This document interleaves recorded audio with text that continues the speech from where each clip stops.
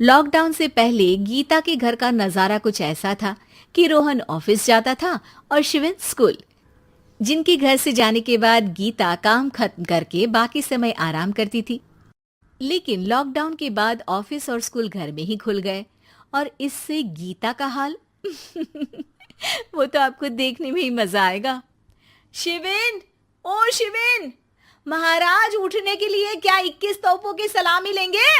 अरे बिस्तर से बाहर निकल, ऑनलाइन क्लास स्टार्ट होने वाली है। अरे तुम भी हद करती हो, स्पीकर की तरह चिल्लाने की क्या जरूरत है? दिख नहीं रहा मेरी कॉन्फ्रेंस चल रही है। अब कैमरा और स्पीकर ऑन कर रहा हूं, मुझे कोई शोर नहीं चाहिए। इस पर जैसे ही रोहन लैपटॉप का कैमरा और स्पीकर ऑन करता है तभी कुकर की सीटी बजती है। करा लो अब इसे चुप। लॉकडाउन नहीं हुआ, मेरी मौत का फरमान जारी हो गया। दोनों बाप बेटे ने नाक में दम किया हुआ है।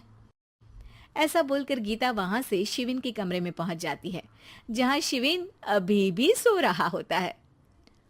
ओ आलसी, अब अगर 5 मिनट में नहीं उठाना तो आज तेरा गेम और यूट्यूब कैंसिल।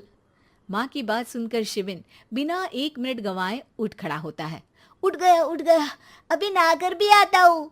ये नाटक कहीं और, मुंह पर गीला कपड़ा मार और पढ़ने बैठ। शिविन की ऑनलाइन क्लास स्टार्ट हो जाती है, जिस पर गीता उसे वहां बिठाकर रसोई में चली जाती है। थोड़ी देर में उसे कमरे से कुछ आवाज सुनाई देती है, जिसे सुनकर वो कमरे में वापस आती है। हाय राम, तुझे क्लास अटेंड करने के लिए बोला था, कैमरा ऑफ करके बिस्तर पर नाचने के लिए नहीं बोला था। मम्मी मुझे कुछ समझ नहीं आ रहा, आप बाद में पढ़ा देना ना। वैसे भी अटेंडेंस तो लगी गई है। हाँ हाँ बेटा, जरूर बन जा। तू अभी से हम सबका बाप बन जा। अरे नहीं मतलब कहाँ से लाते हो इतना दिमाग, और पढ़ाई करते हुए ये चला कहाँ जाता है? नाइस क्वेश्चन, दिमाग से पूछकर बता दूंगा। शिविन की बातों से परेशान होकर गीता उसे मारने के लिए जैसे ही आगे बढ़ती है तभी वो कमरे से बाहर भाग जाता है। अब शिविन आगे आगे और गीता हाथ में चप्पल पकड़े उसके पीछे पीछे पूरे घर में दोनों घूम रहे होते हैं।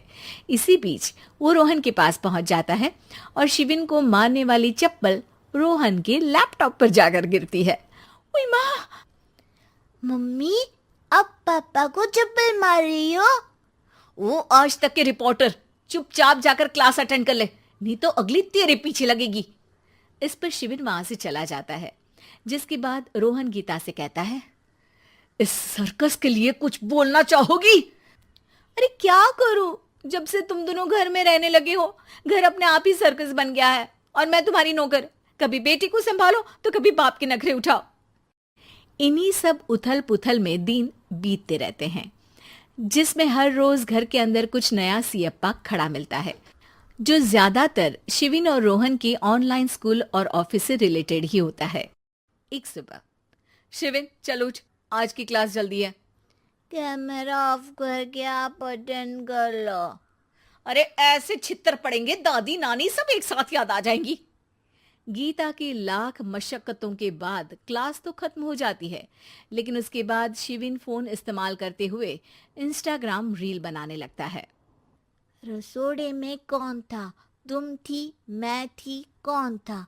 कौन था? हाँ, मैं गरीब हूँ, मैं गरीब हूँ। अरे ओ गरीब के बेटे, आजा, मैं बनाती हूँ तुझे गरीब। मैं बताती हूँ रसोड़े में कौन था। पढ़ाई करने बोलो तो इनकी माँ मर जाती है, और ये पागलपंतियां जितनी मर्जी करा लो। गीता शिविन को डांट रही होती है, तभी रोहन बीच में बोल पड़ता है। अरे बच्चा ही तो है, इतना गुस्सा क्यों कर रही हो? बेटे का साथ देने की इसी एक कोशिश में अब शिविन के साथ साथ रोहन भी गीता के गुस्से की सूली पर चढ़ जाता है। अगर बेटे पर इतना ही प्यार आ रहा है तो इसे क्लास अटेंड क्यों नहीं कराते, इसका होमवर्क क्यों नहीं कराते? उस समय तो बहुत जल्दी मीटिंग आ जाती है, वो काम मैं करूं और यहाँ इस बेफिजुली की चीज में तरफदारी करके बन जाओ महान। हे भगवान, कोई तो इनके ऑफिस और स्कूल खुलवाओ, मैं इन्हें और घर में नहीं सह सकती। अरे कुछ और मांग लेती, क्योंकि तुम्हारी ये विश इस साल तो पूरी होने से रही, कोरोना। हाय नास पिटे ने जिंदगी ही बर्बाद कर दी। खाए कोई पचाए कोई, कल मुझे चुन चुन कर सबको मेरी बद्दुआ लगेगी। उन्होंने दुनिया का और इन बाप बेटे दोनों ने मेरा जीना मुश्किल कर दिया। गीता वहां से चली जाती है, जिसके बाद रोहन शिविन से कहता है, अरे तुम्हारी मम्मी इतनी भड़की हुई क्यों है? आपकी वजह से पूरा समय घर में रहते हो और उस पर कोई काम कराने की जगह बस ऑर्डर देते रहते हो। अच्छा बेटे, सारा इल्जाम मुझ पर, पूरा दिन तो वो तुम पर ही चिल्लाती है। हाँ, मतलब दोनों का 50-50 है, कुछ करना पड़ेगा। वो कहते ना, make the best out of worst. I have an idea. वैसे तुम्हारी माँ सही कहती है, बहुत जुबान चलाने लगे हो, कम बोला करो। अगली सुबह रोहन और शिविन अपनी गलती को सुधारने के लिए गीता के उठने से पहले घर का आधा काम खत्म कर देते हैं, जिसे देखकर गीता खुश हो जाती है और फिर बाकी बचा काम वो तीनों मिलकर पूरा कर लेते हैं। जिसके बाद अब वो सब मिल बांट कर हर काम में एक दूसरे की मदद करते हुए लॉकडाउन का मजा लेने लगते हैं।